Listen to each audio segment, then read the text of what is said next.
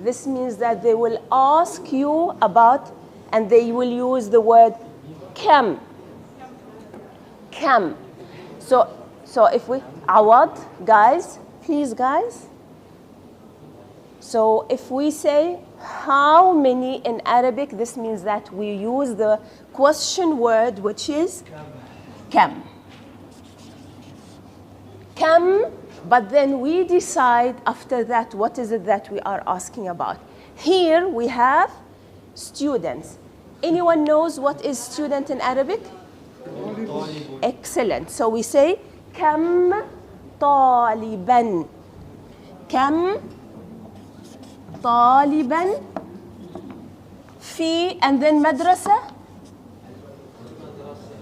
كم طالبا في المدرسة. كم طالبا في المدرسة. Just to let you know, in Arabic we don't differentiate between school and madrasa. So any school that you go to, we call it madrasa. So كم طالبا في المدرسة. And then I am happy. Anyone knows happy? سعيد. But if I'm talking about a girl, well done. So we say أنا سعيدة. أنا سعيدة. And if it's a male, then they will say brilliant. أنا سعيد. And then you are beautiful. Now I'm saying you. Yeah. So most probably I'm using this for a girl. You know why? No, but why do you think that I'm talking more like about a girl here? Yes, because if I'm talking about a man, then I will be using handsome. So I will say you are beautiful. So I will say excellent. I will say anti. Wow. I don't need to teach you Arabic, guys. That's it. Anti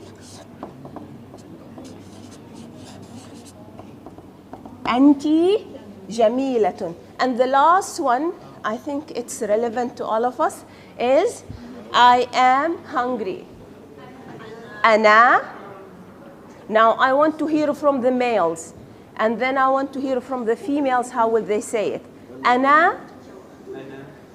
We can say جوعان, but because you are a female, then you say أنا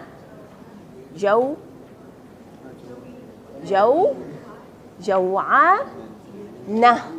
You add the تاء مربوطة. And then the males, they will say أنا جوعان, or أنا جائع, or أنا جائعة. But since you know جوعان, let's stick to جوعان. Say أنا جوعانة. أنا جوعان. Is it clear, guys? So that's your homework for today. And then anyone else? But before we continue, is everyone here? Not yet. Okay, so we can take another one. Let me see yours.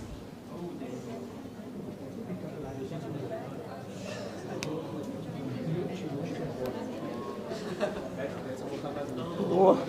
It's dangerous one.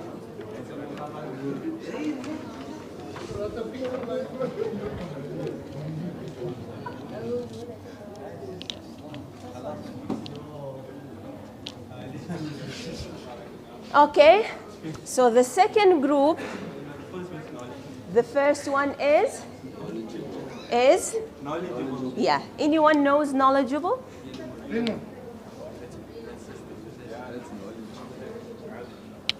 What is to know? Or يعرف. So if we are talking about knowledgeable, this means that we are using a description. We are describing a person because they know something, or they know lots of things about something. Remember, in Arabic, and the same is applicable to English, sometimes we don't have to use just one word to use it as an adjective or a description for someone. So knowledgeable, what you can say is that, I'll just write it here.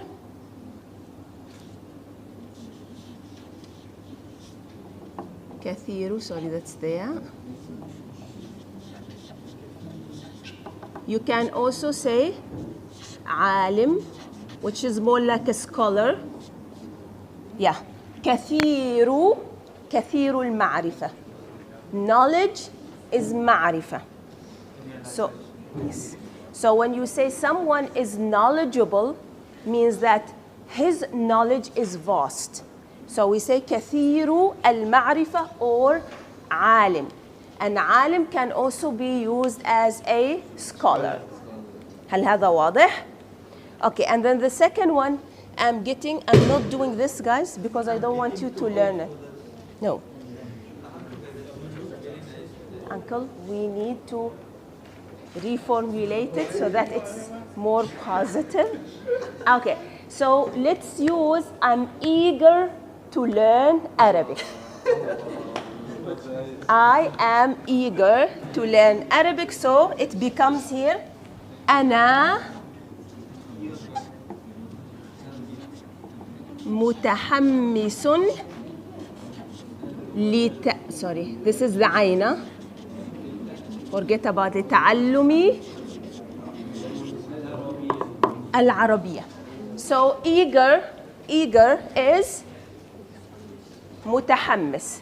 Okay, we will start soon. I will stop here. We will start soon, but I actually want everyone to know how to say I'm eager to learn Arabic, so I will ask everyone to say we need to reinforce the positive attitude towards Arabic. So we will say, each one of you, I want you to stand up and say that اسمي كذا, my name is, and then أنا من, I am from, أنا من, and you mention the area that you are from. I am from, it's a أنا من, like أنا من Cape Town. Yes. So أنا من Mitchell's Plain. أنا من Pretoria. So you say it like that, and then I want you to say أنا أدرس في معهد المدينة. We have a whole paragraph, and this will be your last one. أنا, if it's a boy, then they will say أنا متحمس لتعلم العربية. The girls must say أنا متحمسة. You only add the تا مربوطة لتعلم العربية. Okay? So اسمي انتصار. أنا من كيب تاون. أنا أدرس في, okay, let's leave أنا أدرس في معهد المدينة because they came now. So we say اسمي انتصار. أنا من كيب تاون. أنا متحمسة لتعلم العربية. And we start from here. Yeah. Now you stand up and loud. Okay. Quick, guys. We need to start with our session. Say اسمي. Okay. Attention, please, guys. We have 3 chairs here. Okay?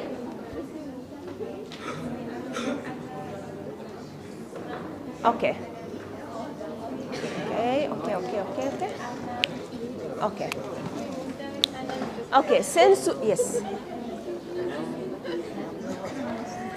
Sorry? لتعلم العربية. Yeah. Okay, okay. Guys, attention please. Since we have everyone here now, I think, is it 5 more people or 5 more minutes? Minutes. People. Okay. Oh, okay. Sorry? You can stick on here. No, it's fine, Uncle, because I will just as an icebreaker until we start with the session. Okay. Okay, here we go. Okay, so please, attention, and we will finish, and we will start with our session. I want all the girls to stand up together. Don't worry, each one of you will mention her name. You say, اسمي, and then you mention your name. أنا من and you mention your area. It doesn't matter. We will hear quite a few places. It doesn't matter. And then you all say أنا متحمسة لتعلم العربية. You finish, then we move to the boys. Okay? Girls, please stand up. Okay. Okay. So, okay. And we say واحد اثنان ثلاثة. اسمي أنا متحمسة لتعلم العربية. Again, the last one. أنا متحمسة لتعلم العربية. Well done. Let's see with the boys. Okay, boys, would you please? Okay. Okay. Okay. And we start and say واحد اثنان ثلاثة. اسمي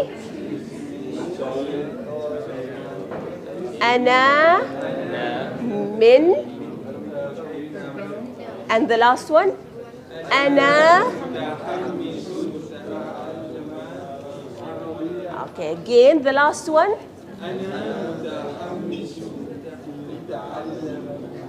Yeah, we say it. Okay, shukran so much. You can sit, guys. Together we will say the last one, but I want to hear some enthusiasm. The last one only, girls, maintain its متحمسة, and then you are متحمس, and then we say it together, and then we start. But I want to hear enthusiasm, guys. Okay. أنا, come on. No, you are not repeating after me. We are saying it together. So, أنا متحمسة لتعلم العربية. Again, more spirit. أنا متحمسة لتعلم العربية. You have to say متحمسون, guys. I have to say متحمسة. Okay, last time. أنا متحمسة لتعلم العربية. Okay, would you please just give yourselves well done. That's our lesson today, first lesson. And inshallah, you will all be excited to learn Arabic. Okay, so now inshallah, as you all know, our session today is meant for you guys to be able to collect your library cards, have an idea about the library, familiarize yourselves, and then the program will be as follows. So I will have a small, brief introduction to introduce you to the term academic literacy, and then we have Prof. Sadiqa Khan, who will speak to us about research, and after that we have the sister from the library, so that they will speak to you, and then they will show you how to use the library and how to benefit from being here, inshallah. And the importance of us to have a library, to come to a library, consult or visit the resources for us to be able to do proper research, and also to submit our assignments and do our work. هل هذا واضح? Is it clear? Okay. So now I just want to speak a little bit and ask, before I start, I will just really speak about the three things. But let me start first with, anyone knows what is academic literacy?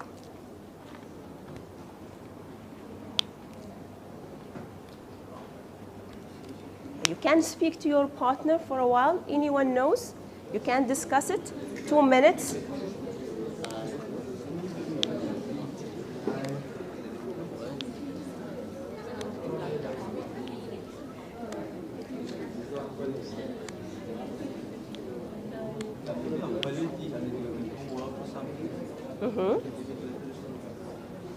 Okay. Do we have any volunteers? Okay. Any volunteers? Would you like to say something? How to write an article. Okay, so the anterior says that it's academic literacy is about how to write an article. Okay, anyone else?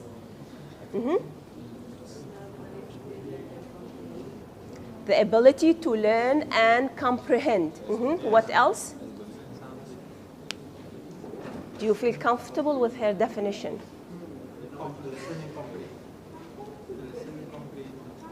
Okay, so it's more or less like her definition. Okay, I want to ask you, do we have something we call it personal literacy? Is there such a thing as personal literacy?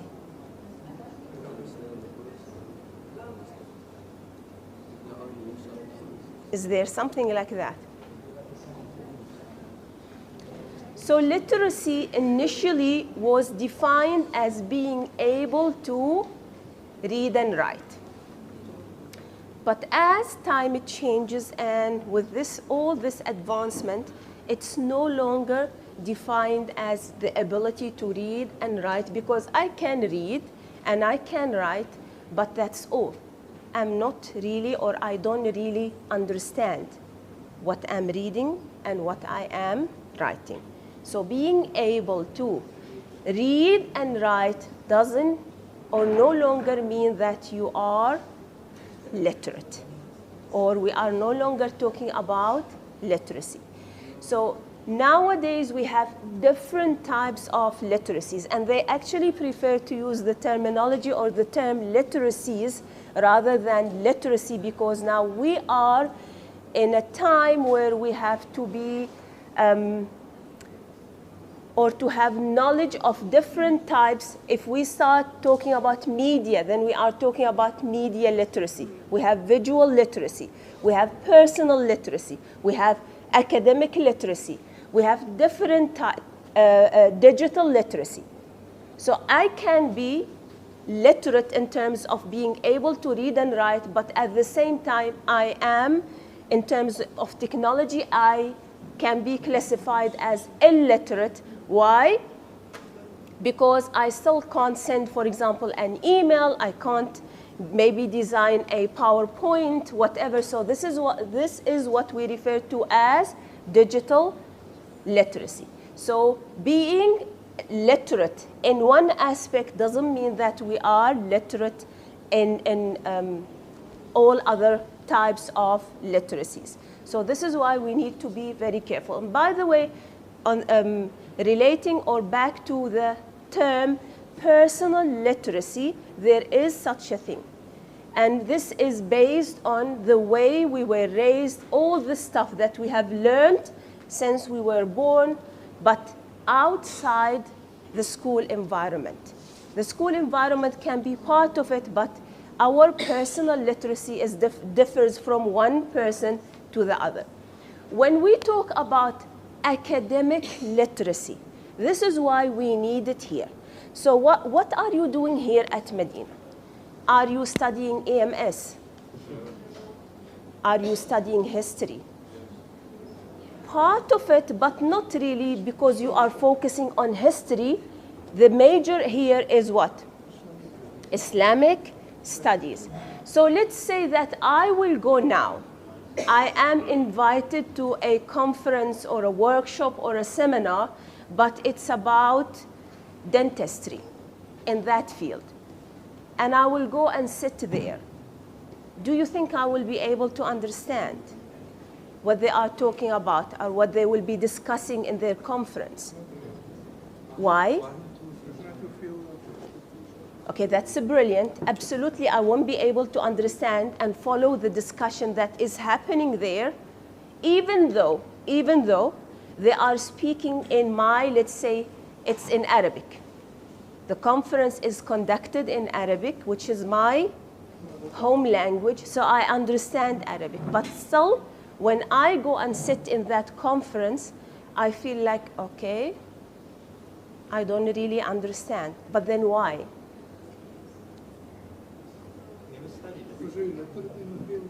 Exactly, that's it. Because that's not my field of specialization.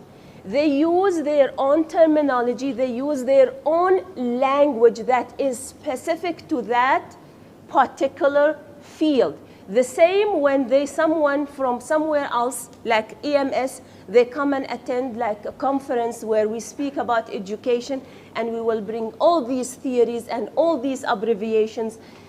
The ZPD, if I say the ZPD here, anyone will be able to make sense of that? But if I go to a conference where they are talking about education and learning theories, everyone will be just using ZPD and everyone will be able to follow, because that's the kind of the language that we all understand in that specific field. Even when I write, coming from the humanities and the social sciences is completely different from anyone else coming from the sciences. Because the way you structure your paper, they are all writing. You have 2 master's students, you have 2 PhD students. They are required the same level, but the kind of writing, the way, the expectations for this person to submit their thesis is absolutely different from the other person, simply because the fields are different. And this is what we mean by academic literacy.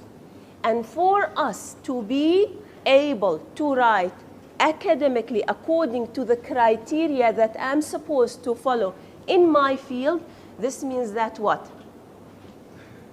I must read a lot. Because the more I read, why do you think I must read? Why must I read? What is it? Okay, what else? To gain experience. To gain experience, okay, what else? Is it because you are Arabic teacher that you must read? Yeah, no, regardless of what I'm doing now, I'm talking in general. So if I want to do, and if you want to do something, now you are doing Islamic studies, tell me, why must you read a lot about, like, if you are specializing in fiqh, why do you need to read a lot of fiqh books? Gain knowledge. Yeah, gaining knowledge, what else? Besides the knowledge, what else? Don't you think that you will be required to write? Because if you are, okay, learning all this, and it's just all for you, what is the point of that? The point of your knowledge or you learning is to share it with others. Because if it stops by you, it becomes a curse actually. So now you want to share your knowledge with others.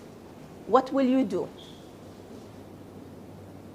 Either you share it orally or in writing. But if you share it orally or in writing, why do you need to read more? What is it? Brilliant. That's one of these. And okay, great. Brilliant. So for me to familiarize myself with the vocabulary, the right vocabulary that they are using in fiqh, I need to read. The more I read, the more exposure I will have to the vocabulary, and what else? The different, yes? So say to learn new words and to understand them. Exactly. And then also to learn or to have exposure to the different styles of writing. Each person have their own style of writing. But if I don't read, this means all the time I will write only based on what it is referred to as free writing. So I'm not really following what is required from me being a higher education student or agent. I won't be able to do that simply because I don't read.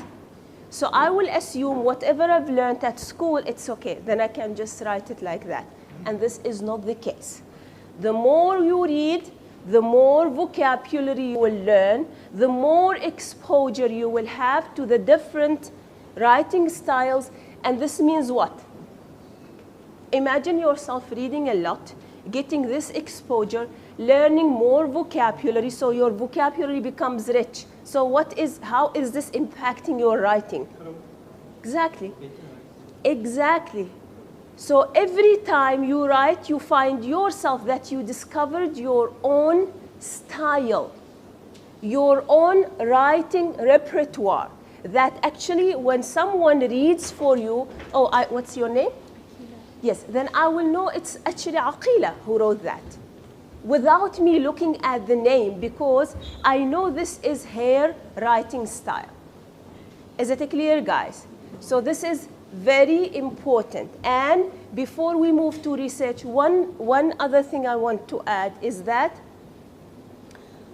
writing has so many aspects that we need to take into consideration. One of these, before we start writing, we need to read.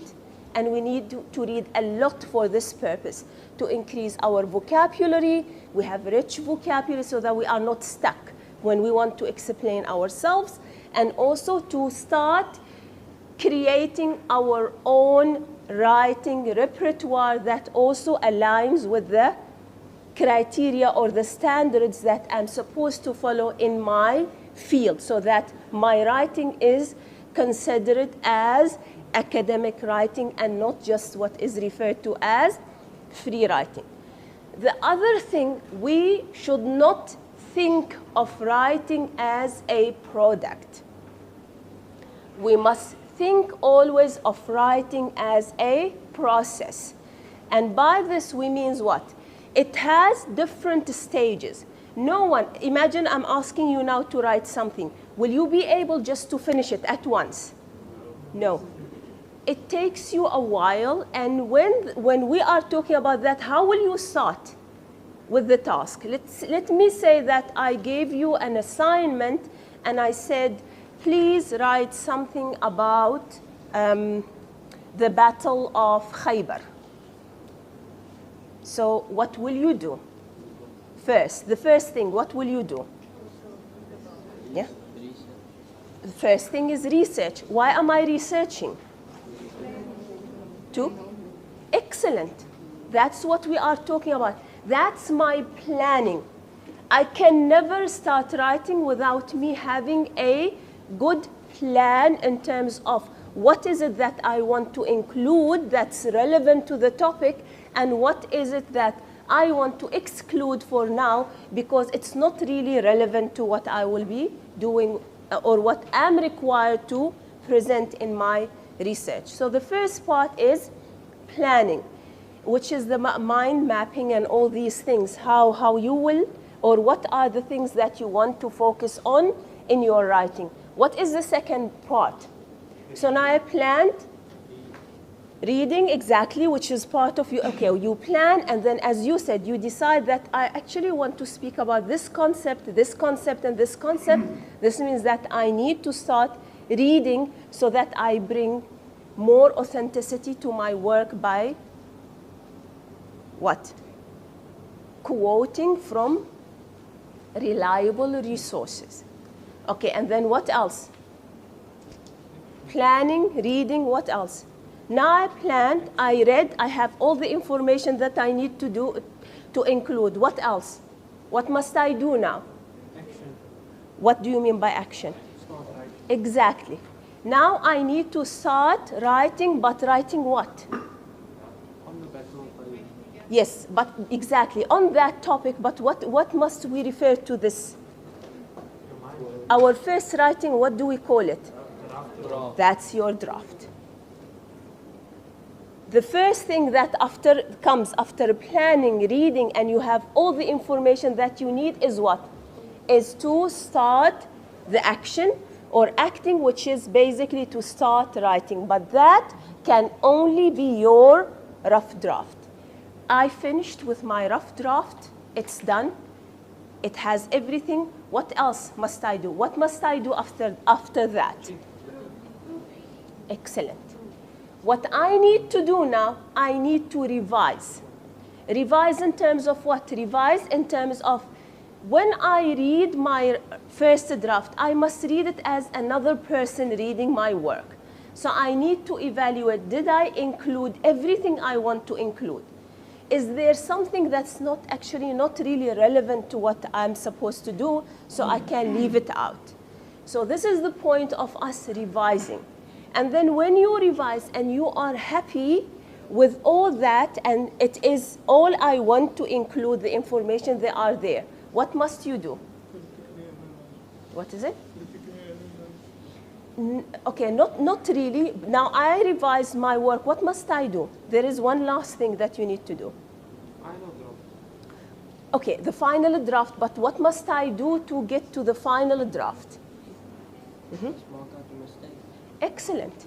This means that you are editing your own work to check if there is no spelling mistake, there is no grammatical mistake. This is when you start editing. When I finish edit, then this is what they call it, polishing. And then when I'm happy with that, then I present it to my lecturer or to my audience. Is it clear, guys? So this is very important. Think of writing always as a process, not as a product. 3 things you need to keep in mind when you write is that the topic itself, your audience, as well as your tone. And your audience means that if I'm writing like a story for kids, definitely the kind of language and the style that I will be using can never be the same as when I write the same, for example, for adults. Is it clear, guys? So this is very important. If I'm writing for my tutor or for my lecturer to evaluate me, is not the same as when I write for my friend. So this is why we need to be very careful. We need first to know who our audience are, and then your tone. And your tone means that when you are doing academic writing, it's more impersonal. You need to distance yourself because now you are bringing facts. You are no longer talking about how you feel about it. Do you understand what I mean? So the academic writing is more impersonal rather than personal, because you need to be what? Objective. You don't want to be subjective. So this is also another thing that you need to be aware of. Is it clear, guys?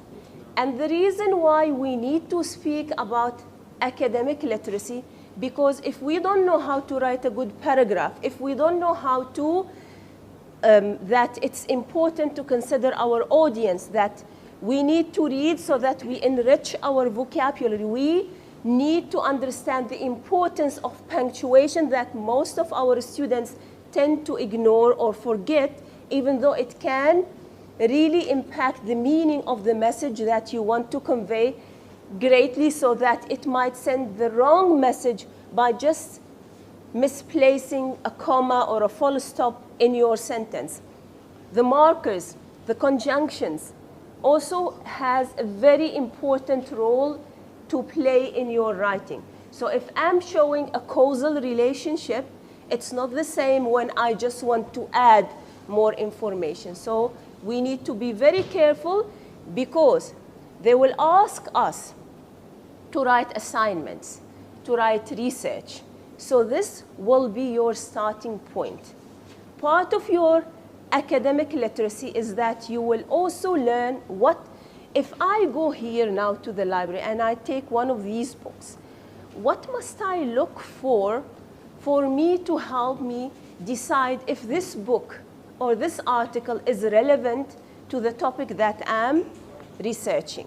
Because I don't want to waste my time reading the whole book just to find out that it actually has nothing relevant to what I'm looking for.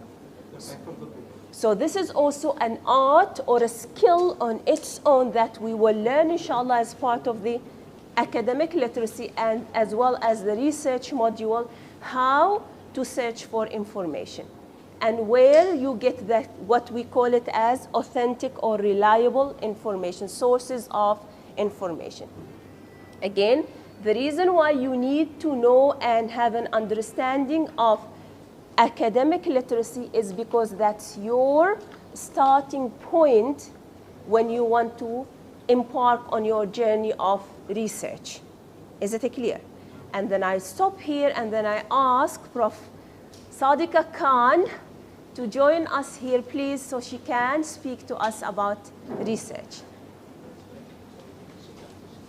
Okay, so I would like you now maybe to just stand up, please, until they prepare the projector for us. Would you please stand up, guys? And then I want you just to stretch for a little bit because you need some muscles for research. Yes. Okay. You can, even if you want, like just to walk in your place, just make sure that the blood is circulating in your body, guys. Okay. How are you? And yourself? I'm watching you, I'm learning. Okay, so now we can have a seat. Okay. You can have few minutes of chatting to the person sitting next to you until we sort out this, inshallah.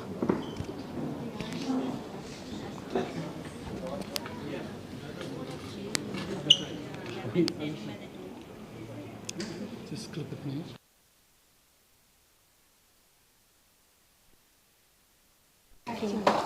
Yeah, exactly. Mind your heat, mind your heat. I'll take that. It's on. You know, Uncle Nazmi wants to catch me. Actually, I didn't wear clothes for your thing today. No, I must get we're close. for your things. Doctor.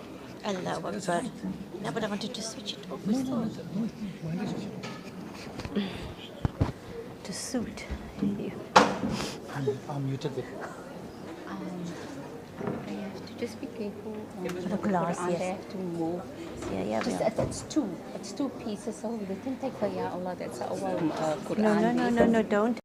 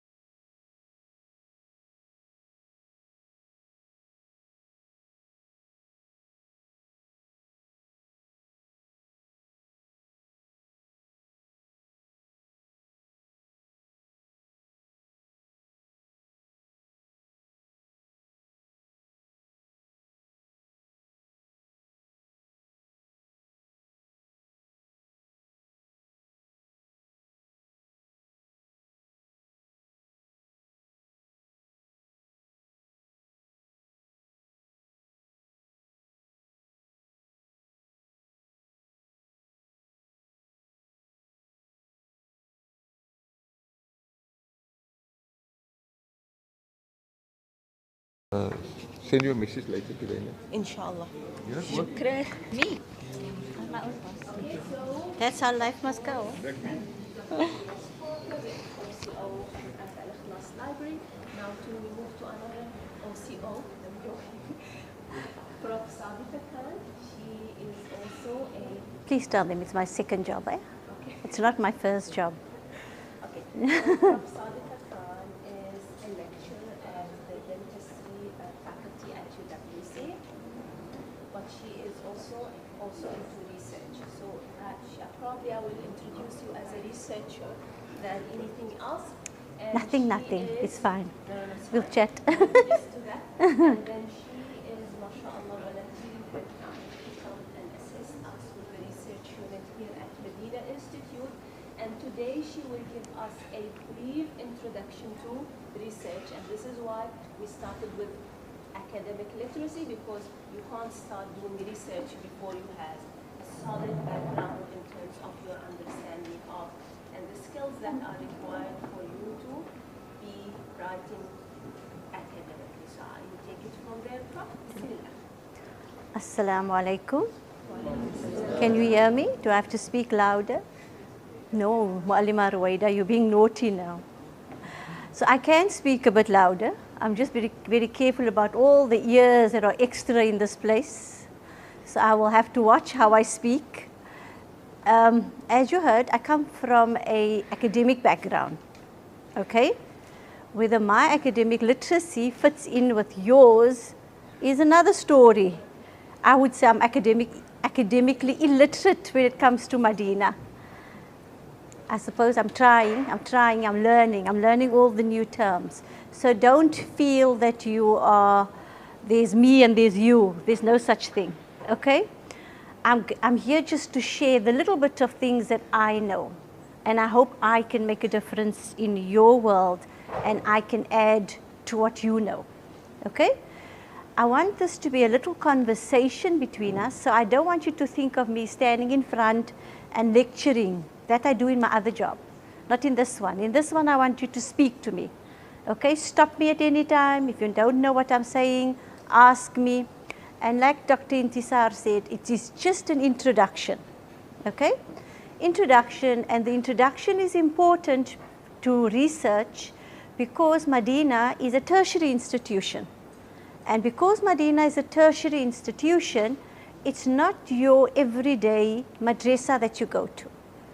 No negative things about the madrasa, but we learn certain things, we learn it in a particular way. But Madina is a tertiary place of learning. So a higher place of learning, there are certain expectations. The expectations of the institution, but there are also expectations of the students that come to the institution, okay? So I believe you're a mixture of a class, right? Who of you are doing the Usul program? Most of you probably would be doing the Usul, that's your 1-year program. We won't stress you too much in terms of research, but you will have to do projects and you will have to do assignments, okay? So whatever we say will also apply to you. The BA class, that's a number of students, good, welcome.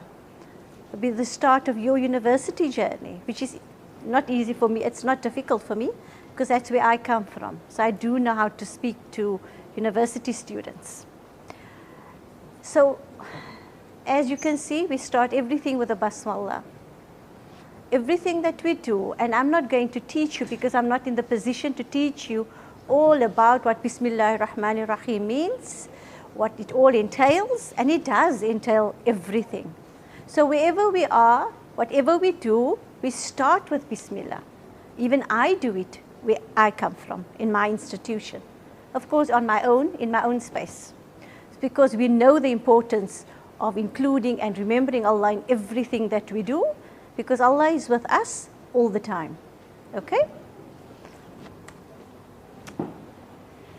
So I'm going to speak to you, and the reason I'm going to speak to you about research, and I chose specifically to speak to you and to show you how we can make a difference.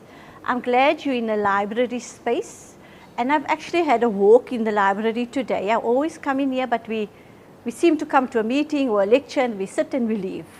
But today I actually walked and it was a very interesting space nonetheless. There are not, yes, there are Qur'ans in here. There are different Qur'ans written by different people.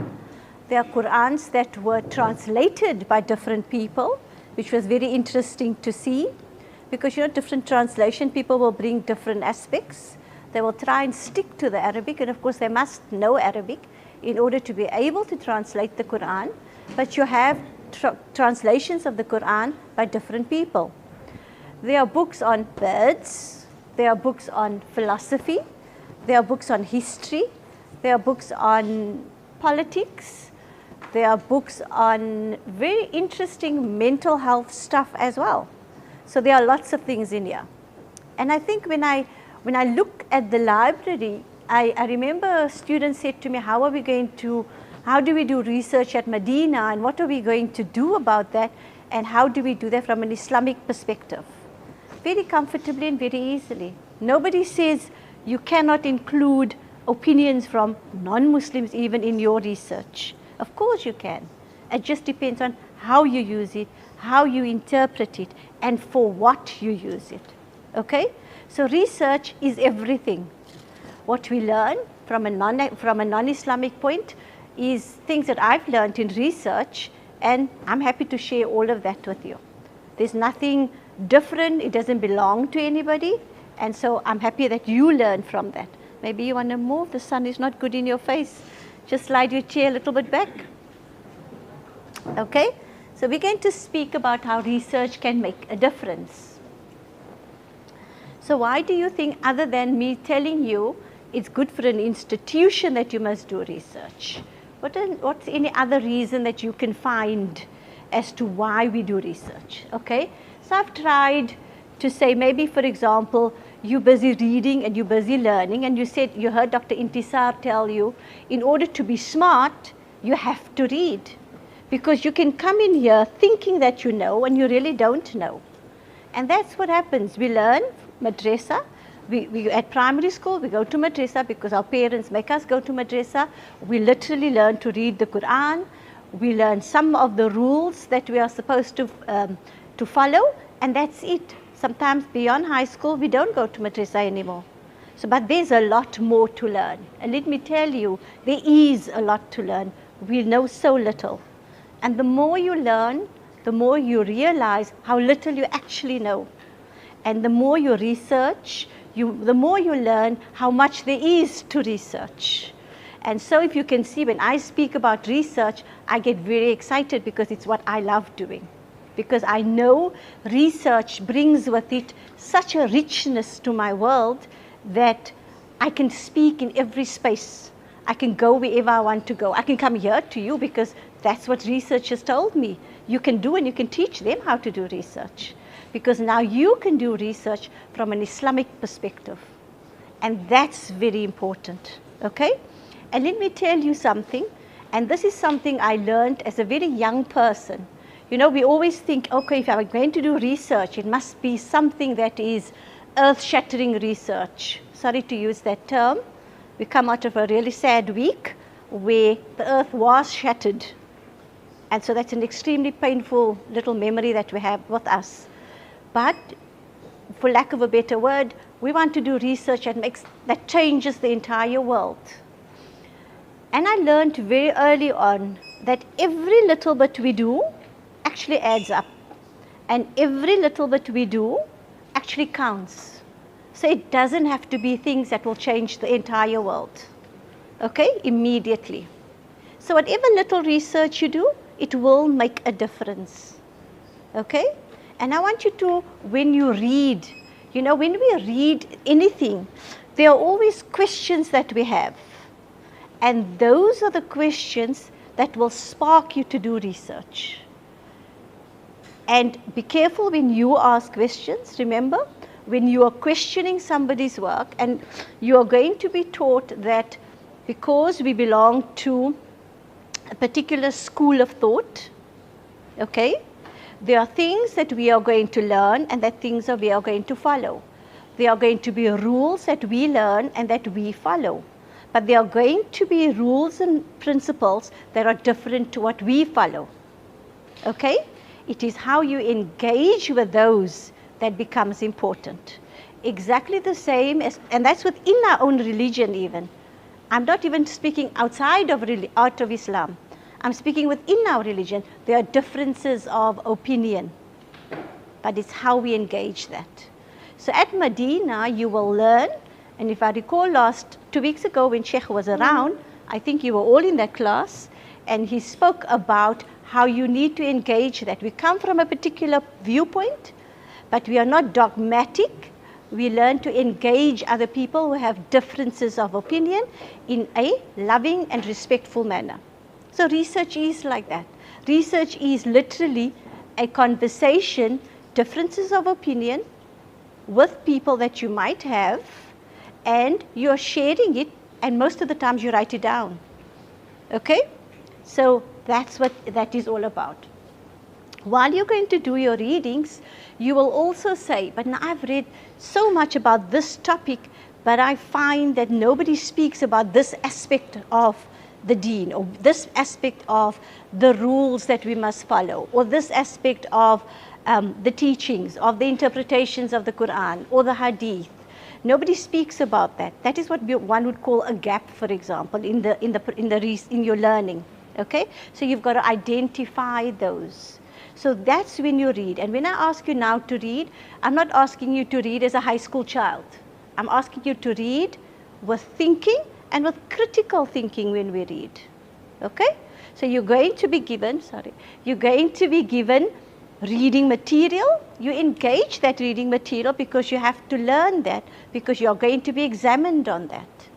But it doesn't mean you mustn't have your own critical faculties develop. Okay? For example, there are things that people have discussed. I need a tissue out of my bag. There are things that people always discuss, okay? But they don't really address it. Maybe they are afraid to address it. Nothing stops you from addressing it from a respectful position, okay? There are those things. People are always, for example, shy away of differences of opinion. So you don't have to shy away from that. When you do research, you are engaging the information on a scholarly basis, and so you have the right to engage that information. And never be afraid to do that. There are lots of things, such a sweetie. There are lots of things that people talk about, and sometimes we can't find solutions, or nobody speaks about solutions, and you can think of everyday things, Let's be a little bit controversial, for examples.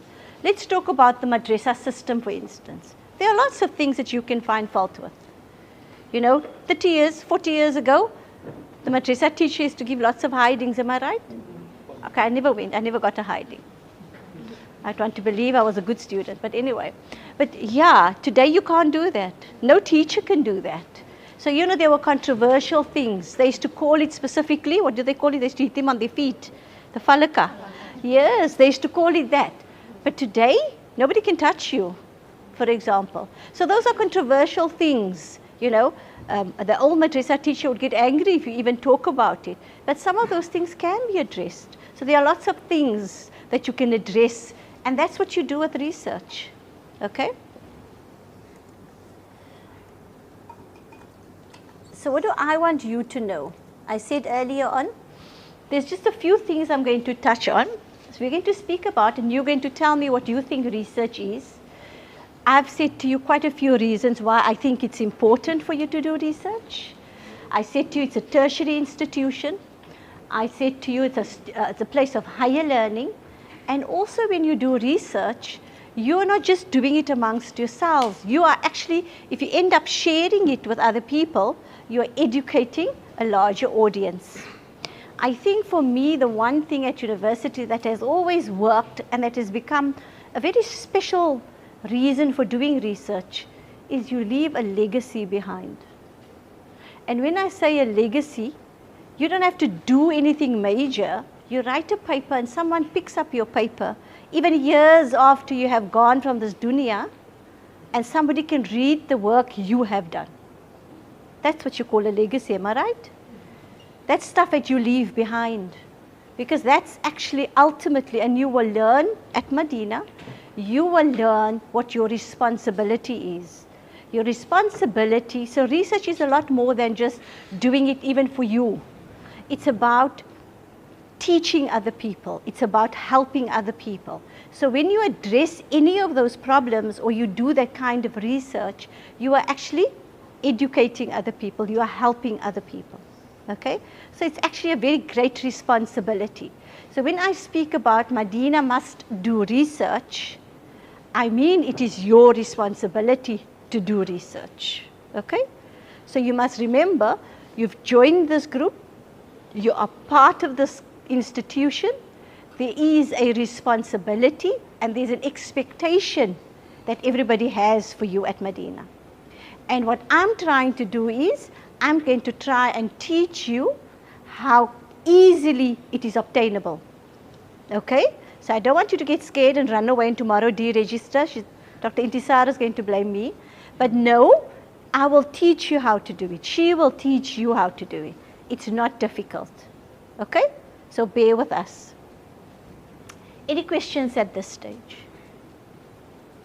Any questions? Ask, raise your hands. What is research? Does anybody know actually what it is? Do you know how to do it? What is it that you need for it? Anyone? You look as if you want to chat to me. Huh? Any ideas? Hey? Unrelated. Ask your question. Was there any research that Ustana has done that were literally Contradictory? Yes. I went into, I did a research for my PhD, and let me tell you something. In my field, you become a dentist. I don't want the other guy to hear, but you become a dentist and then they go work outside and they make lots of money, supposedly. Okay? So the research I did for my PhD actually says there's some things that the patients don't need, which means, in essence, is that the dentist will lose money when they follow my PhD information. So that is ouch, yes. That is contradictory. And then I had to go and stand in front of a group of dentists that are qualified and that have private practices and tell them that. So that is contradictory in its own way. I've only stopped myself from addressing the question with the medical aids, because then I'll be in bigger trouble. I don't want to die like that, so I leave them. It can stay there, whatever it is. There is contradictory for you. And research that has made a difference? Yes, of course, that too. I think the first paper I ever wrote was on something that we do in terms of partial dentures. Who wears partial dentures here? No one? Young people don't wear dentures. I'm glad for that. So the paper I wrote was related to something that you can use that can make it look more aesthetic. You know, when we smile, you always want to have a nice smile. And so that paper has been published many years ago, and people still use it in their teachings today. So it makes it, we call it adding to the body of knowledge. Okay? Did I answer your unrelated questions? Yes. Controversial, yes. I'm just always afraid, you know, in our Islamic context, controversy is not always welcomed, but it depends on how you do it. Okay? Always in a respectful manner. We can, all the scholars, they don't always agree with one another. You can see they don't agree with one another. We choose different paths because they, you know, this one seems more appealing to us than the other one. So they tend to disagree because, so in essence, we are following a particular path because we disagree with the other path. So there is that kind of differences, and we all have that. Any other questions? I love questions. I think questions are always, it just brings a lot more excitement to it. I know it's hot, eh? Slide back to, if you don't mind. Okay. How do you actually do it? We'll speak about that. We'll speak briefly about the kind of format that you have, because you know these things take a structure, and the best way to do anything is to have a structure. Move out of the sun. Shame, sorry, man. So is to have a structure for everything that we do, even in our everyday life, there must be a structure. Our basic structure would probably revolve around our 5-day salah, right? So everything else we do will fit in around that. Believe me, We even force it at university, so we're very conscious of that. So that's sort of basically our basic structure. But we can all have a different kind of structure or framework. We'll speak briefly about creating such an assignment or and referencing at the end. Okay? So if you look at this, research can literally be anything you want it to be. This is just describing what research can be. So we can pick on any word and we can comment on it. And I come from a science background, so many of my things will probably reference a little bit of science. But you know, science is health sciences is an absolute science. We work from absolutes, right? That kind of point of view. So I'm very comfortable with that. I think when I look at my science and my research, I think in Islam, we cover that and more. So, you know, we have so much more, and I'll make reference to some of those for you. What do? We gather information, we measure, we share findings. When we say citation, we reference other people, we say what they, you know, whatever they are telling us. So we comment on their stuff, we are creative, we just generalization of some of the information that we have. So it comes, there's a whole lot of terms that describes research for you. I put everything down and then we can speak to it. So the dictionary definition will tell you, as I said earlier, I spoke about structure. The dictionary definition speaks about a systematic investigation, okay, into finding facts. So that's very easily said in science, or maybe it's easy just for me because I come from that space. But even in the social sciences, it's about a systematic way of finding facts, of engaging facts, of deciding on what you're going to do. It's exactly the same with you. You are going to do it in a systematic way. You are going to find certain things. You are going to share that information with people. Even if you are just writing in the Usul program assignment, you are going to find a structured way, and I can teach you that structured way to find your information. Okay? So that will come at a later stage.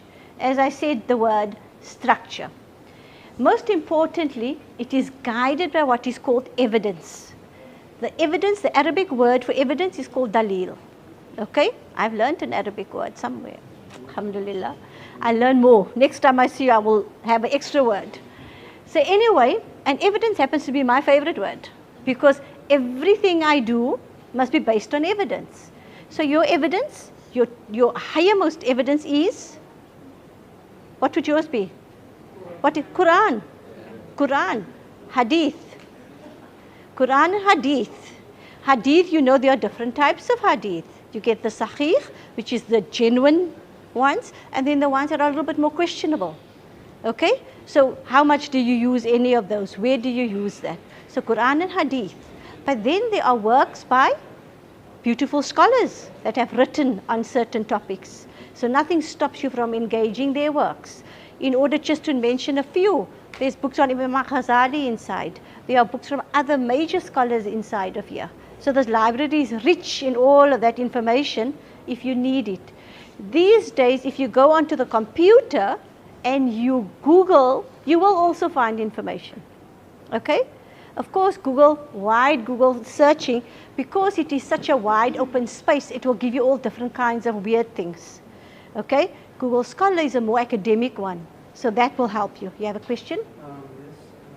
I feel sorry that you're sitting in the sun. No, it's fine. With regards to when researching, does Mr. Mualima suggest that we take our research rather from a book than from the internet? Like, if we can. You see, in Islamic knowledge, the Islamic stuff is mostly in books. Okay? And so yours will come from books, but there are people that have placed it online. So when you look, there will be stuff online. You will find some of the teachings from Imam Ghazali online, but it's the same as what is in the book. Okay? There are papers written by scholars that you'll find online. You might not find it in the books. So you see, there are different, it depends on the different kind of information. In science, all our top information will come published as papers. So when we search for papers. We don't have, you can use the books, of course we have books, There are books that are written by renowned scholars in our works, in our fields. So we also take their work. But the way a book is written and the way a paper is written is very different. Okay? So that kind of information, you've got to bring it together. So it doesn't mean I've never used the reference of a book in my paper. I have, because that's written by that particular man and it comes from his book. So yes, you can use, and you can use both. It depends on what you want. The Quran, you'll find the Quran online as well, but you also find the Quran. Nobody stops you from using that reference to say which Quran it is, written by who, translated by who. You've got to give that exact information. Okay? Any other questions? I said I love questions. Am I still making you asleep, or are you still awake? Hey, you're still awake. If you're smiling, then I can see you're still awake. I think at the end of the day, what I want to tell you is, if there's a class of 20 of you, at least half of you must add value to the world.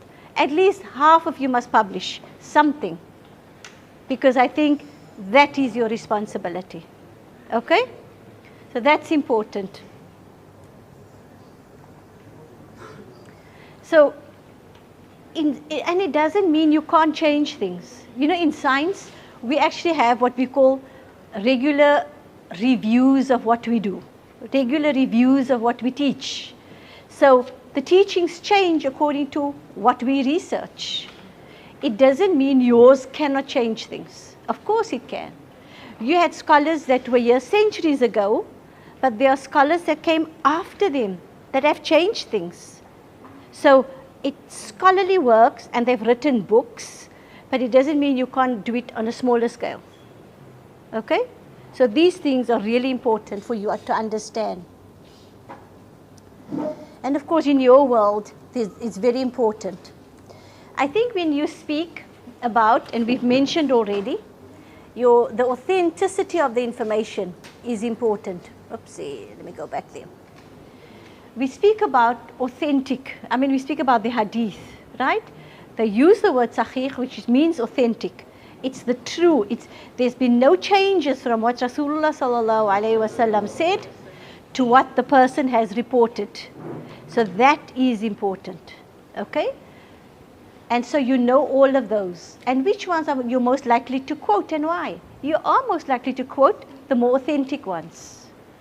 And so when you quote it, when we speak about research, when you quote it, you have to say where it's coming from. And you will learn that because when they teach you that hadith, and some are really long, and some are shorter than that, but they do say where it's coming from. You must say exactly where it's coming from. That's important. That's what we teach you in research. Yeah? Any other questions? That evidence that when you're quoting, yes. Is that called the citation? That is called the citation, yes. Like it will have the person's name who wrote it, that will have the title of whatever they wrote, it will, whether it's a book or a paper, it will have where you can find the reference. Say if it's in a journal, it will say you it's in the Journal of Islamic Studies, and it will give you the date of that journal. So citation is a whole page of No, it's not a whole page, it's like a half a page, but it is a lot, you're right. Yeah, but we'll talk about referencing. Then you'll see there are different ways of referencing. Okay? I know I'm speaking to a whole lot of you. You look as if you come from very different ages. I'm not going to ask that. So if it sounds as if you know all of this, please forgive me. I have to speak as if you don't know it. Is that okay? Any other question? I think you had your, no? You okay? I think what's important, and when you speak about it, and I think I'm going to refer to something that you've all been aware of, okay? Why science, why research is important. You've all been through COVID. And what was important in COVID? You wanted to have a vaccine, and someone had to do the research. Someone had to do the research. I had a group of students, and undergrad students that were in their 4th year of study. They were doing research last year on vaccine hesitancy. Who of you never took the vaccine? Allah. Ay Allah, no. Anyway, so their research was on vaccine hesitancy and why they were hesitant on taking the vaccine. Okay, so there's a whole conversation on that. And so yes, that someone had to do. It's not something that someone sucks out of their thumb. I'm not naive to tell you that it is pure and clean and it operates on all of those honest lines.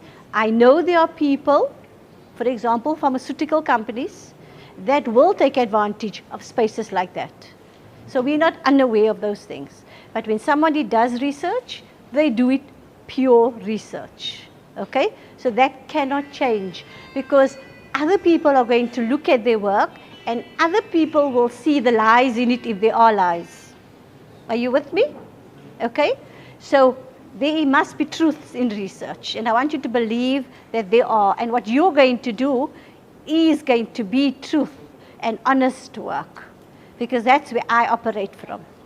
I don't partake in any kind of work where it's questionable. Okay?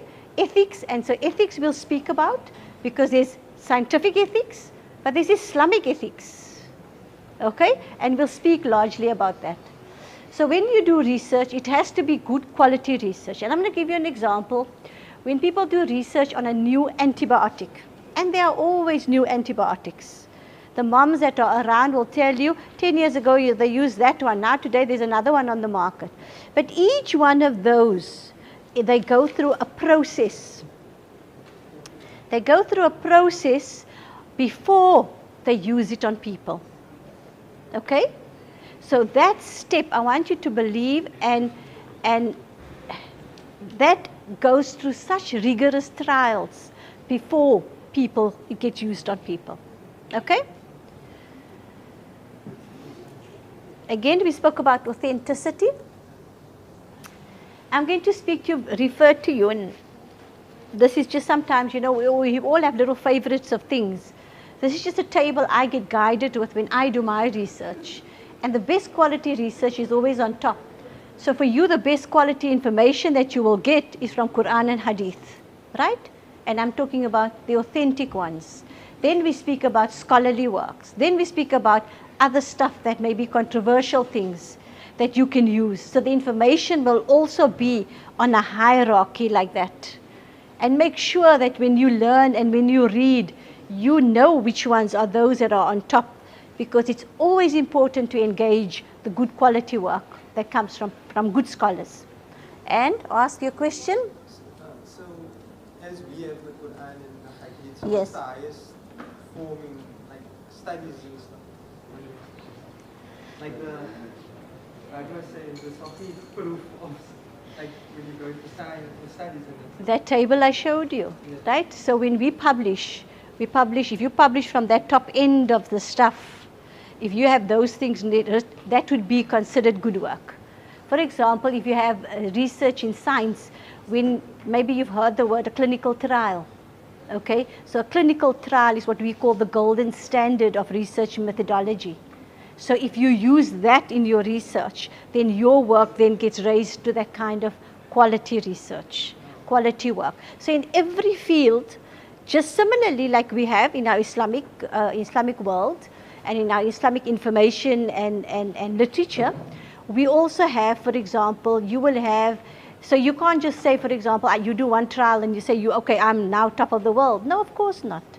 If you are the scholar that has written the textbooks, if you are the scholar that have taught so many thousands of children, if you are the one that has published so many hundreds of papers, if you are the one, you will then become that top scholar.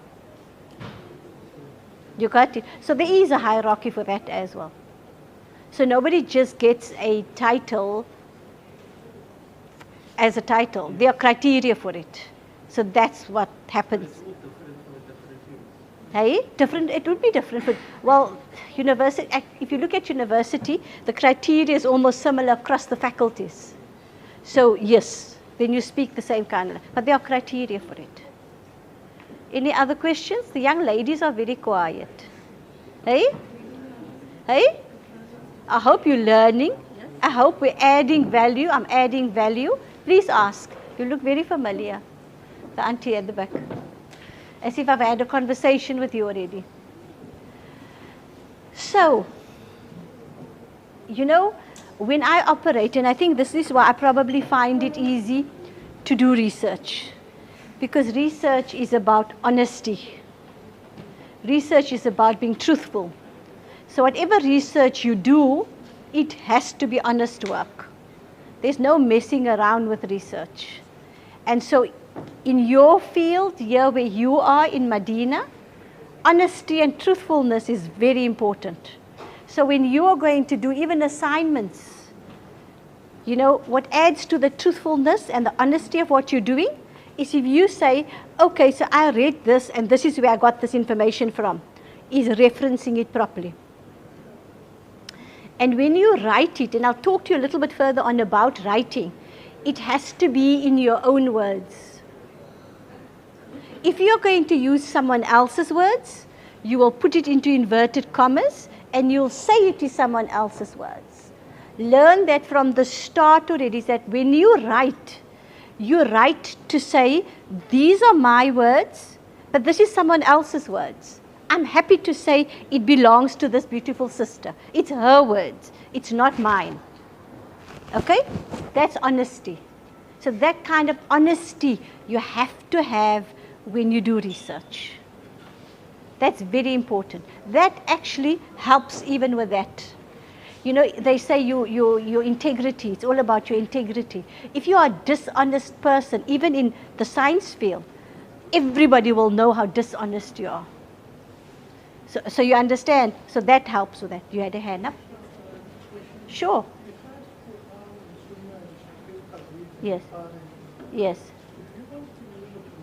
Yes. Yes.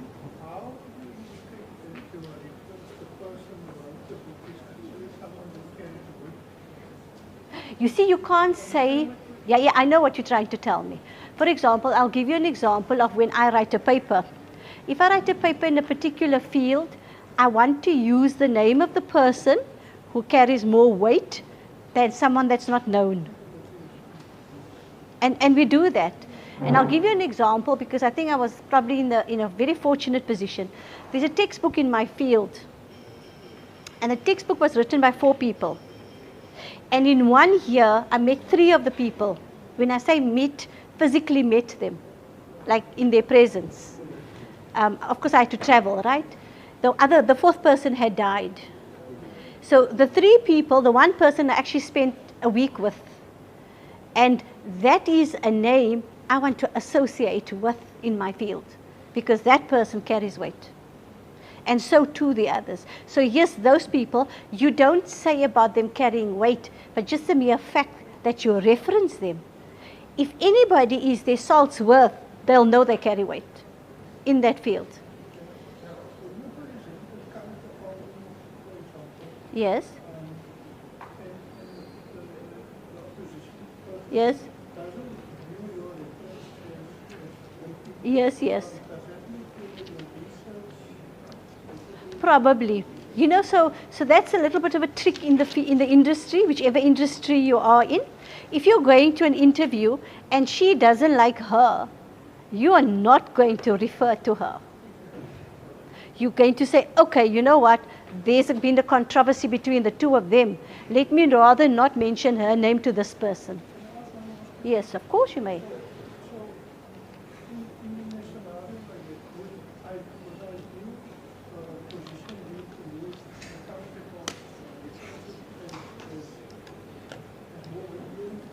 Say that again?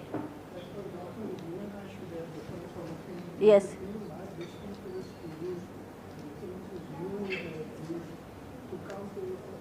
Probably would be. Probably would be, yes.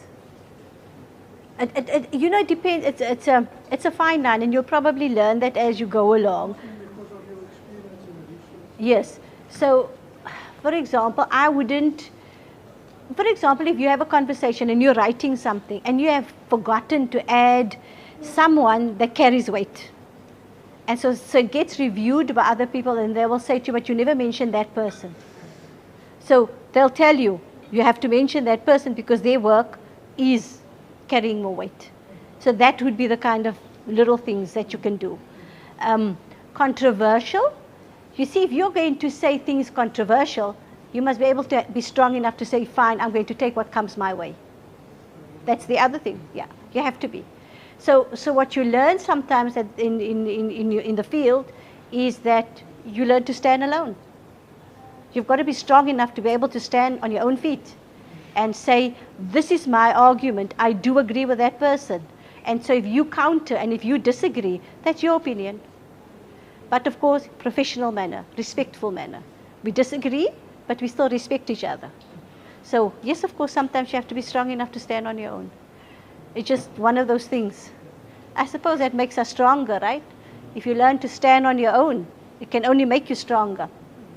So I always tell my students, I don't just teach you dentistry, I teach you a little bit of facts of life too. Because that's exactly what it is. We do teach more than that. Okay. So you know what, just to give you, I wanted to use an example of something that you're going to be faced with one day. You know, we, especially as Muslims, you know, we're always taught to speak the truth because that is how we should be. And so there are different kinds of truths that people speak. When we speak, you must speak the truth, whatever comes out of your mouth. Truth and honesty is about entrusting something to someone. And also when you make a promise, you have to fulfill it. Those are all kinds of truth. Last week when Sheikh was here, he spoke about amana. And I always just thought of amana as a trust. But he expanded my own knowledge of amana and what amana is. And so I have an expanded view of what amana is. For example, if you're in a company and people are talking, you must know that they trust you enough to be able to speak in front of you. So don't repeat what they say. That's the trust that is amana as well. So those are important things that you learn as a Muslim, okay? So you can see your knowledge of one word can change, it can expand so much. And hopefully you are going to learn all of that.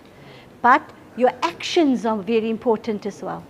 Your actions must be in line, it must be aligned to what you are taught, okay?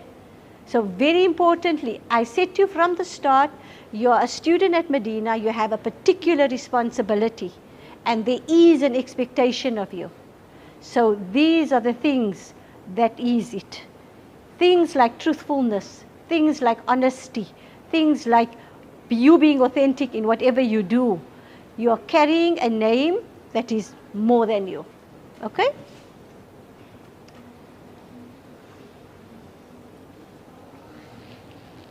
We spoke about this at all. I think in terms of what you are expected to do, we are going to expect you to be honest in your assignments. It's as simple as that. Okay? I referred to it already and I said, if you're going to write anything down, if it's not yours, say it's not mine. Reference it to say, it belongs, I got it from somewhere else.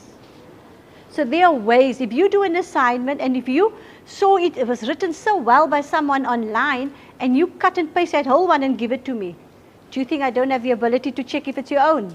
Of course I have the ability to check if it's your own. There are systems that I can use to check if it's yours. I don't think you want to be at the receiving end of that. That's not very pretty. That doesn't add to the integrity of the person. So that person will then always be squashed down. They will not be of those that are on a higher level. Do you understand? That is what's part of your growing. Okay? So that's very important. So the honesty becomes important. There's a simple one, and I think in my world it's probably so much easier that it happens. You know, some people, and I had an example of this. I can speak about it because there's no names I'm going to mention. I was busy with the paper. I had people's names with me, but the one person never contributed. Person didn't even contribute a word to the paper. So the others said, but you need to take that person off. You can't have that person's name on the paper. They never contributed. The person never told me that he was angry, but I'm sure he was angry because I never added his name, because he never contributed. If you contribute to something, then you can have an expectation that your name can be on there. But if you don't, go. You must add. If you're in a group, and I'm going to talk about you, right? If you're in a group and you do an assignment, You have to all contribute. You've got to split that job, that assignment up in such a manner, that group project up that you're going to do, and you will have group projects. You don't want your friends to say, oh, I carried most of it, I did most of the work, this one and Mr. X and Miss Y never did anything. They just came and they just did this, but they never contributed. You don't want that to happen. You must contribute, okay? I know young people, don't worry. It happens. Any questions? It's the same in the science. There we go. Whatever I told you, academic integrity, it means the work you're handing in is creatively your own. This is part of your learning. This is part of your learning. This is part of my students' learning at university, whichever faculty they are in. That forms part of it, okay? So that's important, and you must know that. So being honest is highly valued. It's the same with research that we do, okay? In research, we say everything must be close to the truth. The closer to the truth the information is, the higher the value is. So you can see this table, this table comes directly out of my science lecture. Okay, it's just to show you nowhere you are not far from that. You're going to have the same kind of principles. It's the same kind of values. Okay, and if your work is close to the truth, you can use that on people. You can use that and say to the world, I will show you. And I'll give you an example of that. There's a paper we did. We work with COVID. But you know, we're in a clinic. We work in clinical spaces. And with COVID, the entire clinical space had to change. But where and how do you change it? So we did what we called a review, which is what I do very often. And we did a review and we went to find out the things that you can do in a clinic. So now when you come into our clinic, besides your clothing you had to wear, you had to ask the patient to rinse their mouth with something. Might not taste very nice, but it's healthy, it keeps COVID away from us. So we had to do that, but we had to go and find the information to do it. So we developed a little poster. I think I might have the picture. No, I don't. I'll probably have it further on. So you do things that will make a difference. You do things that will change things and how you do things. So COVID actually pushed us a lot into that. There was something I watched with some of the presentations from Madina. The students were teaching Arabic, okay? And you know, learning Arabic is not easy because it's another language, right? But there are ways of learning it and how to do it easily. There could be ways of doing it easily. There's a project, a group of young people, we might want to address that, of how you can learn Arabic easily. So that is research. It's not that you're teaching it difficult, Dr. Intisar, don't get upset, but it was just ways of how young people see how they can learn it easily. There are apps that you could use. There are lots of things that you can do online because that's where young people are. They sit on their phones all the time. So they find that way of learning could be easier. So those are the kinds of things we might want to do. I gave you the example of the antibiotics and all of those. So we'll move on from that. So here just to show you that example, we did that review and we made an entire new poster in our department to say, this is what you must do, this is how you're going to do it. If first the patient must rinse their mouth, I will then work on the patient, then I take that impression, I put it in a solution that stays in there and it's all timed, stays in there for about, you gargle for about a minute, you put it in there for about 5 minutes in that solution, then someone can work with it. Because if there was COVID on there, I'd get COVID if I touch it. So we had to change all of those things into simple Ziploc bags and we still continue to do it. So that is research in action. That is research that makes a difference. Any questions?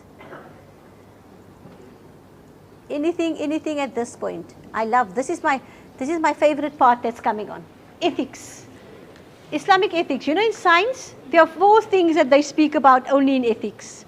They call it autonomy, beneficence for the good of others, non-maleficence, that is preventing harm, and justice. Only 4.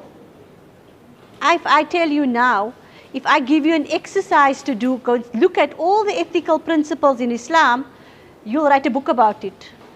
Because that's how we live. That's how we're supposed to live. Right? So ours is way more than that. And you know what? It's by time people like come from an institution like Madina shows the world that Islam has more to offer when what the West and the Western world has. Okay? That's what research is about. You need to show that Islam has more to offer. And if you just take, if you forget everything else I said today, if you just take that away with you, your entire approach to your studies at Madina will change. Okay? Because that's what it is. We have a lot more to offer. We know what is out there, we know what we've learned, and we know what Islam has. A lot more to offer. Okay? I'll give you a simple thing. Permission. Whenever we do anything in science, we have to ask permission. That's part of our principles. Patient has to agree.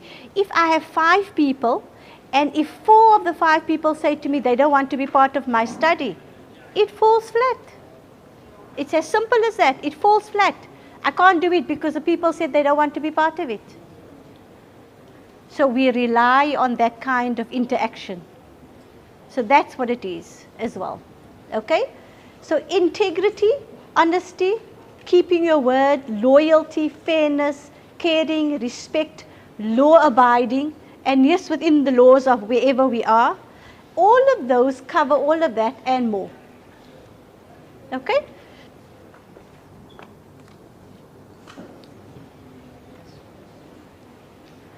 So if you look at some basic principles of the ethical principles of research, you seek only to do good, you do no harm, I've already mentioned this, informed consent, confidentiality.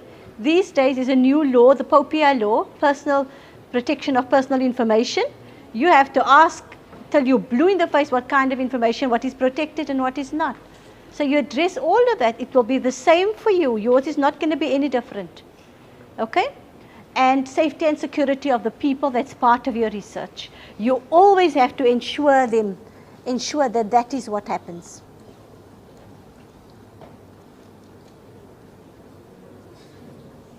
I want to move on. I think I've probably repeated and I'm not going to speak. So how do we actually conduct it? I'm going to end on this part in terms of research. Yes, you have books. Yes, you have a computer that you can go and search. But if you have an area of research that you want to research, you have a specific topic in mind. And from that topic, you have to develop certain keywords. And when you then search for your information, you will search those keywords. And that is the start of you doing research. Well, not the start, it would be, the searching would be the second part. The first part is getting the idea, what am I going to do, right? And so from there, you then say, okay, this is where I'm going to search. So what is it that I want to look? What kind of information, where am I going to look? So that's what you do, okay? So it will be a very structured way of doing it. And we said the library is a good source, but you can find it elsewhere as well, online as well. Research design, I think I'm going to leave this, Dr. Intisar. I'm just going to go do referencing. I think we'll come to this. She's not listening. But we'll come back to this. Design, how it has to be conducted, we'll come back there. Okay? Yep, we are where we need to be. We spoke lots about citations, the words that we're going to use, how to reference. I'll show you 1 or 2 things, and I'm hoping I can open the system up today just to show you how we actually add it to a paper. But the purpose of it is important. I think we spoke endlessly about the purpose of referencing, so I'm not going to go back through that. How it's done, there's a few systems I'm going to show you. There are different types. And of course, the citations that someone asked me earlier on. And then at the end of the day, once you've submitted something, we check for plagiarism. Plagiarism, can you define? Yes? Yeah, copying other people's work. So if you given me a copy and paste in assignment, I can go do plagiarism test using Turnitin, and there are other systems as well. Okay, I didn't add it here, but there are other systems that you can use, and you can find them all online. So plagiarism can be checked. So we do that. In fact, when you send an article even to a journal, then they do that. So yes, references, and I'm not talking about the bibliography, but bibliography is everything that you've read that adds to that piece of writing you had. Referencing is everything that you've read, but you've quoted it, or you've used it, or you've summarized it. So there's a difference between the two. You had your hand up. I'm coming to that one now. Does it have to do with the Harvard way? I think we're going to agree on the Harvard system. Because you know the Harvard, I don't particularly like the Harvard system, but it's good for students to use the Harvard system. That's why they do it at university. You know, I was just reading a student's literature she sent me the other day. So it's easy for me to see when I read it, it's easy to see the references. I know who she's quoted, and if it's valid or not, then I look at all of those things. So that's why it's important when you read. So it's because someone is looking at your work. Journals in my field, they have different systems, and I'll mention some of the systems to you. Okay? You had a comment. You can tell me why you don't like Harvard. Are you listening, Dr. Intisar? He wants to tell us why he doesn't like Harvard. As long. Let me tell you, it's irritatingly long. It's not just long. You know, sometimes you have 10 references. I'm going to show you the Harvard system. They have 10 references. So what happens is by the time you finish that sentence, you looked at the references, it's all in between. You've lost your trail of thinking and reading there. Because all those references, sorry, that's also my opinion, but yeah. But I agree with you. I agree with you. So the people write it very differently. Wherever you're going to publish, they'll write it. If you look at this one, it's even in italics, right? If you look at that one, the name of the journal is after the title. If you look at some others, the journal title, the year is also after. Sometimes they take the year after the names of the people. So it's written differently, depends what people want from you. Okay, I'm not going to talk long, but this is the kind of wording that we have in terms of referencing, academic integrity, misconduct, if you are referencing wrong, the conventional ways, plagiarism, certain academic practices. These are very important, and you have to know that, okay?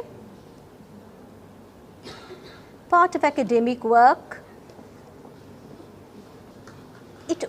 you know, referencing is not just about being honest only.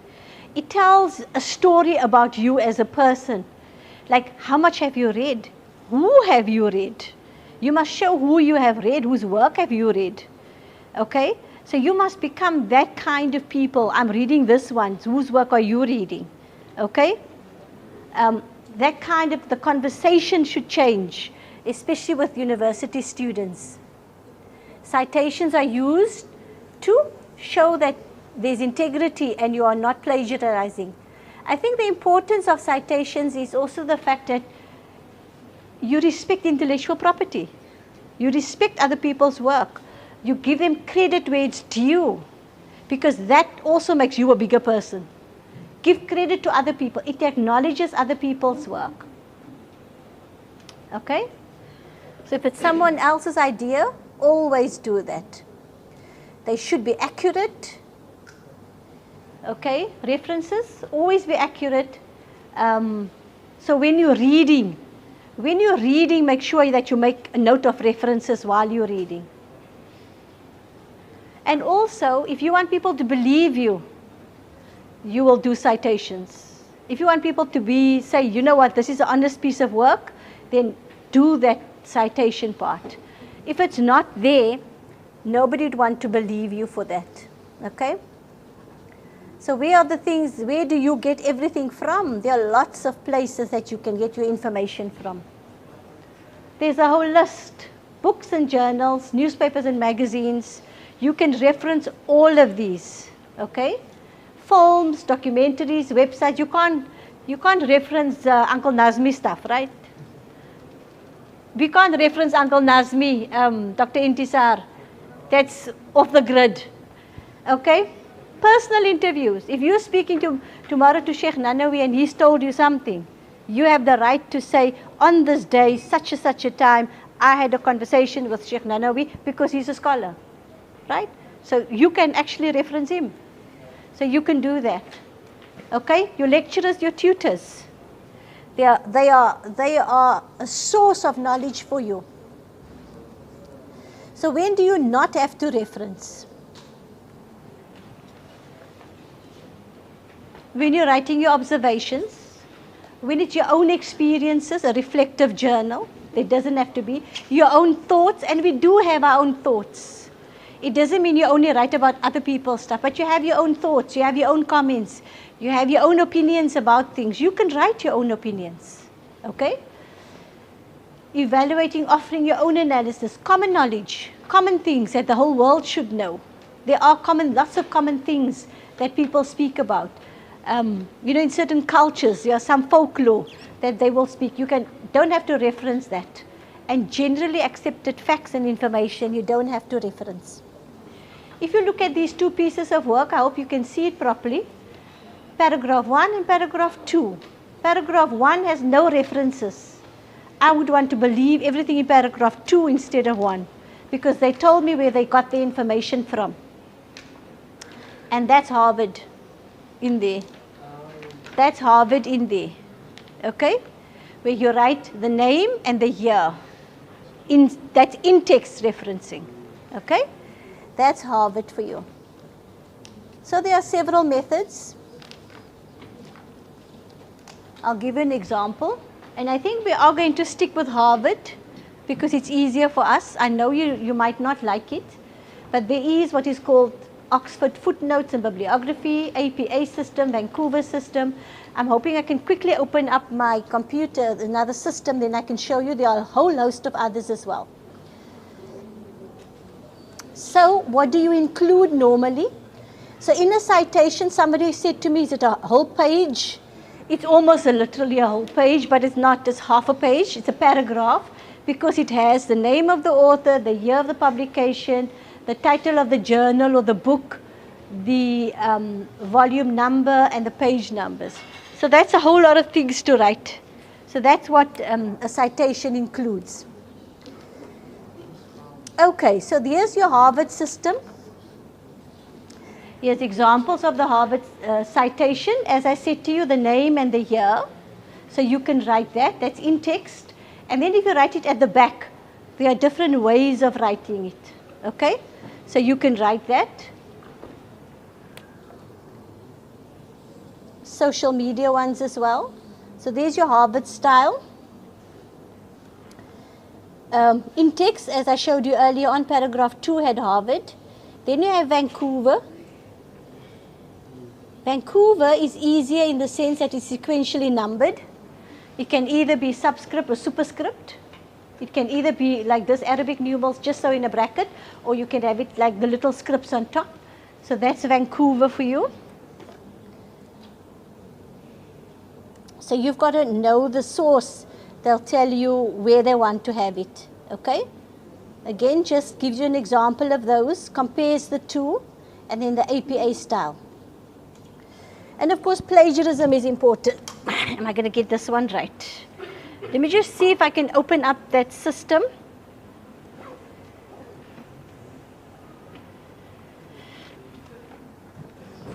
Okay, so how can you avoid plagiarism?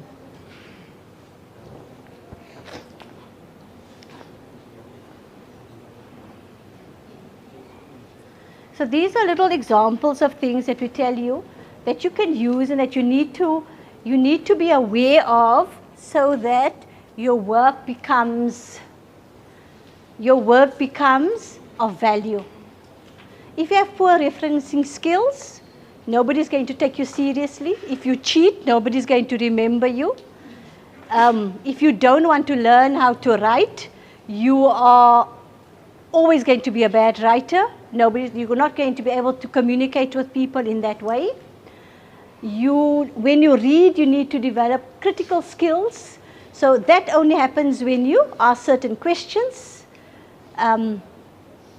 You have to read widely and research widely. Otherwise, you can't do research.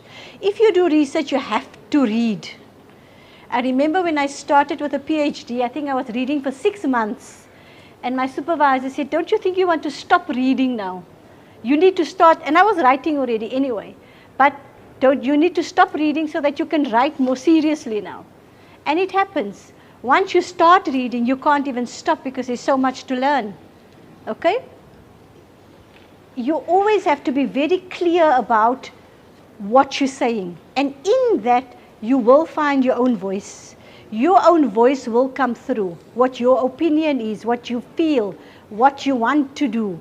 All of those things are important. Okay? You have to learn, you have to keep writing.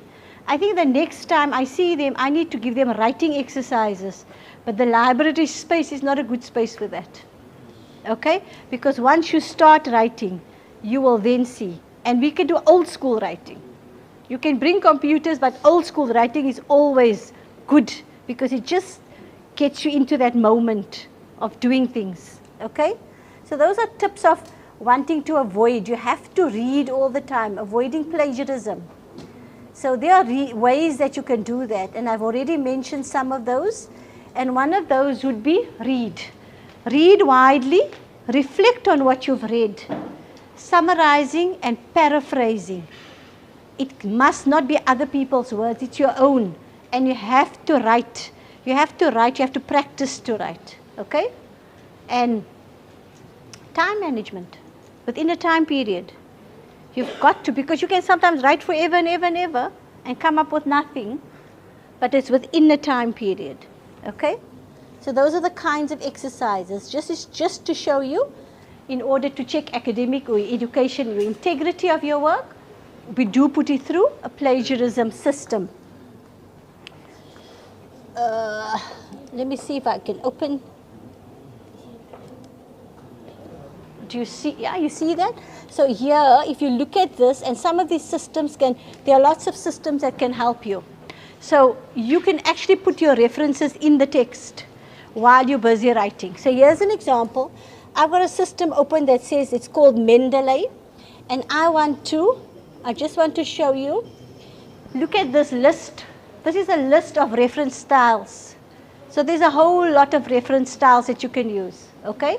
It speaks about, mine currently is on IEEE, but there's Chicago, there's Harvard, there's Vancouver, there's a whole lot of others, APA style. All of them are there. So while you are writing, you can actually insert a reference. So for example, you say here, if I don't know if I'm going to find one for myself. Okay, I've put my own surname in there, so hopefully I will find. It's the wrong reference.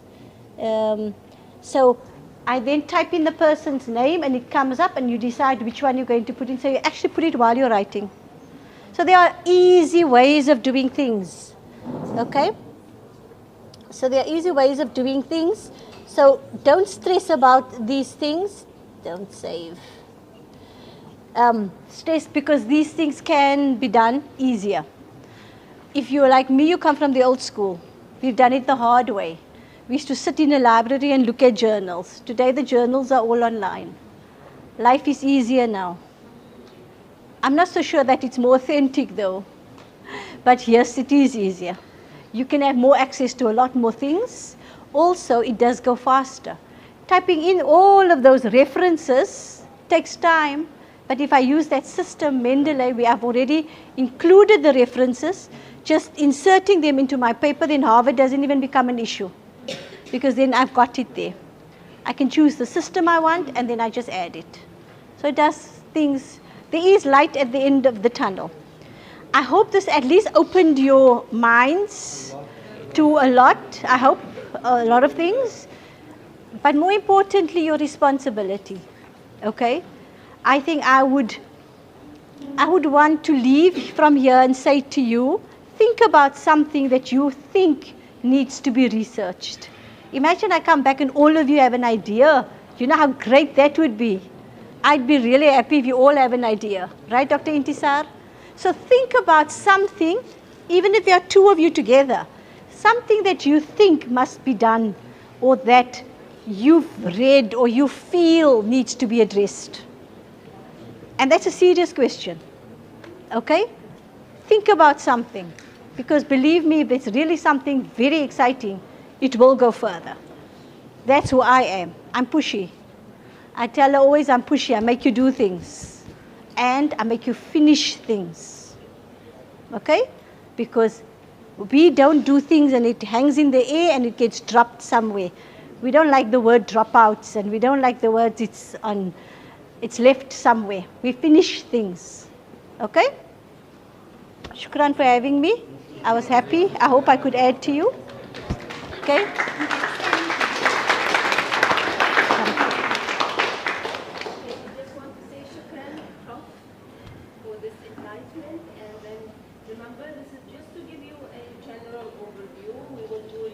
These are Tiniana. The people have the aircon. It doesn't work well at all. I don't do public speaking and oh, good. Now we are left with the last thing, but before the last thing, may I just ask all of you to stand up, please? It's hot in here, man. Shame.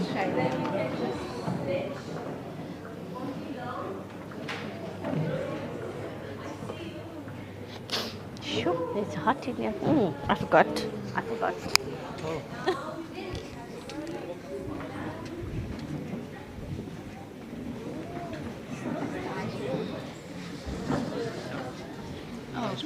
But Last part, inshallah. Okay, I have 2 minutes. Should I just keep it? Oh, okay. Okay, fine. So, and then the last part for today, inshallah, we will have Sister Rafiqa. She is the librarian here, so she is your friend anytime you visit the library. She will just briefly explain to you how you can use the computers, these aisles that you see here, and how you can make use of the library. So, Bismillah, Sister Rafiqa. Assalamu alaikum wa rahmatullahi wa barakatuh. So welcome to our library facility here. This is your library now. I'm not going to give no long speech. I'm here to help. Anything, any questions you need to ask, you can come to me. All the books that's here is very applicable to the subjects that you are doing this year. So please feel free to come to me. We have PCs over here that is available to you, free Wi-Fi. Okay, and we are open, alhamdulillah, and 9 to 5 we are open every day, and on a Saturday if you want to pop in, we are open from 9 to 1 p.m. Okay, so please feel free. I'm not one for long lectures, so ask me anything that you need to ask. As I say, any topic. We even have books for leisure and hobby and pleasure besides studying, but I know it's going to be a full-time job for you guys to study. So, as I say, welcome, and any questions, you can just come to me. I'm your friend at the library, okay? Sister Rafiqa, you mentioned something about if there is a book that Yeah. can't find. The other thing, any suggestions on any books or that you find that we don't have here, come to me and we will try to source the book for you, okay? We will do our utmost best to be of service to you guys, okay? Okay, sure. They take all the books. They can. All the books is out on, we used to have a section for reference where you come and you sit here and you research, which you are still most welcome to do. But since post-COVID, all reference books we also loan out to you guys, okay? So shukran for coming, and all the best for the new year for your studies, inshallah. The library cards. Oh, and the library cards we are delivering to the Madina. to Madina Institute soon, so you will get it soon, inshallah. Okay. within the next week. Okay? Shukran so much. Shukran. Welcome, guys. Shukran so much.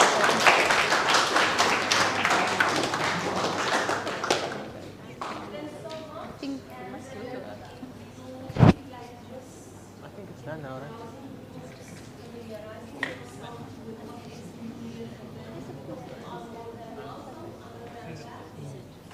Well, Azmi, you want to stop it, no?